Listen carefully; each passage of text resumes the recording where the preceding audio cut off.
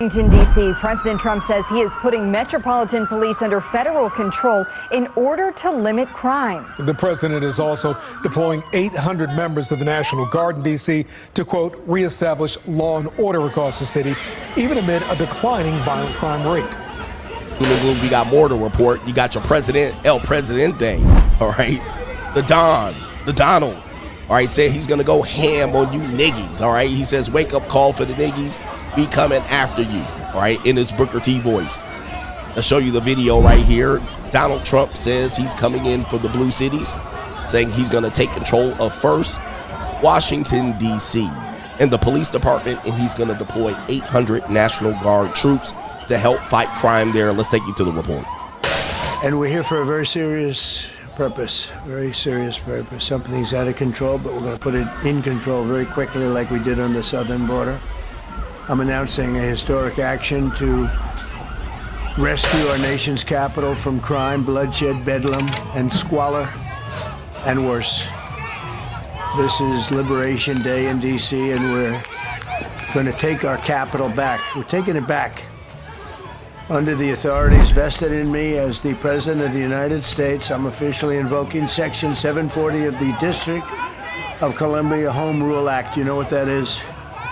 And placing the D.C. Metropolitan Police Department under direct federal control, and you'll be meeting the people that will be directly involved with that. Very good people, but they're tough, and they know what's happening, and they've done it before. In addition, I'm deploying the National Guard to help reestablish law, order, and public safety in Washington, D.C., and they're going to be allowed to do their job properly. And you people are victims of it too. You know, you're reporters, and I understand a lot of you tend to be on the liberal side, but you don't want to get mugged and raped and shot and killed. And you all know people and friends of yours that happened. And so you can be anything you want, but you want to have safety in the streets. You want to be able to leave your apartment or your house where you live and feel safe and go into a store to buy a newspaper or buy something. And you don't have that now. The murder rate in Washington today is higher than that of Bogota, Colombia, Mexico City, some of the places that you hear about as being the worst places on earth. Much higher. This is much higher. The number of car thefts has doubled over the past 5 years, and the number of carjackings has more than tripled. Murders in 2023 reached the highest rate probably ever. They say 25 years, but they don't know what that means because it just goes back 25 years. Can't be worse. Our capital city has been overtaken by violent gangs and bloodthirsty criminals, roving mobs of wild youth, drugged out maniacs and homeless people. And we're not going to let it happen anymore. We're not going to take it. Yeah, just like we did on our southern border. Nobody comes to our southern border anymore. 3 months in a row, we had zero. I don't know if that's right, but the people that do the work, it's a very liberal group of people, actually, and they actually said zero for the last 3 months. Nobody thought a thing like that was possible. And, you know, when you say take a look at numbers, I just saw some charts. These are different cities throughout the world. Red is... Okay, the red is a place called Washington, D.C. Look at these. Baghdad we doubled up on Baghdad. Panama City, Brasilia, San Jose, Costa Rica, Bogota, Colombia, heavy drugs. Mexico City, I mentioned, Lima, Peru, all double and triple what they are. So do you want to live in places like that? I don't think so. I don't think so. And I think the people in this room, if you wrote correctly, you'd see, look at the kind of numbers we have.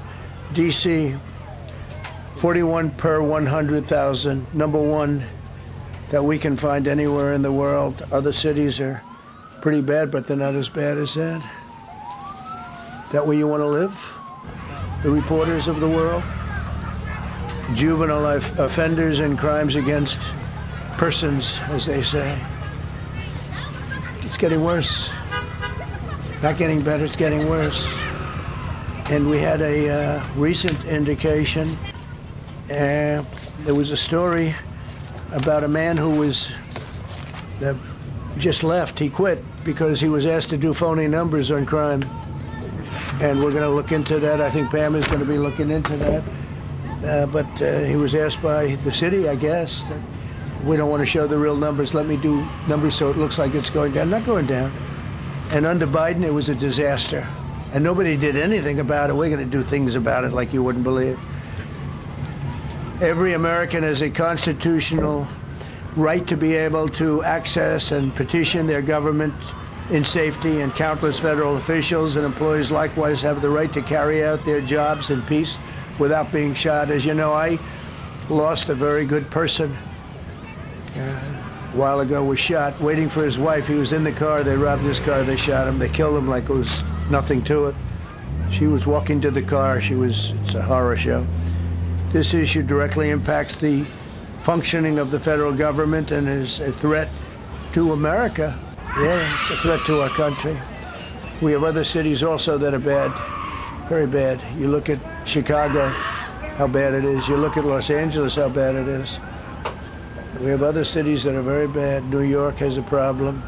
And then you have, of course, Baltimore and Oakland. We don't even mention that anymore. They're so far gone. We're not going to let it happen. We're not going to lose our cities over this.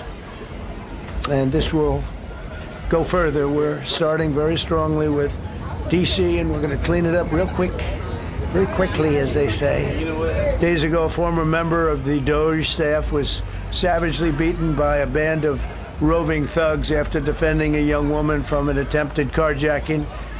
He was left dripping in blood. He thought he was dead, with a broken nose and concussion. Can't believe that he's alive. He can't believe it. In June, a 21-year-old congressional intern was tragically killed after being hit by a stray bullet in a drive-by shooting.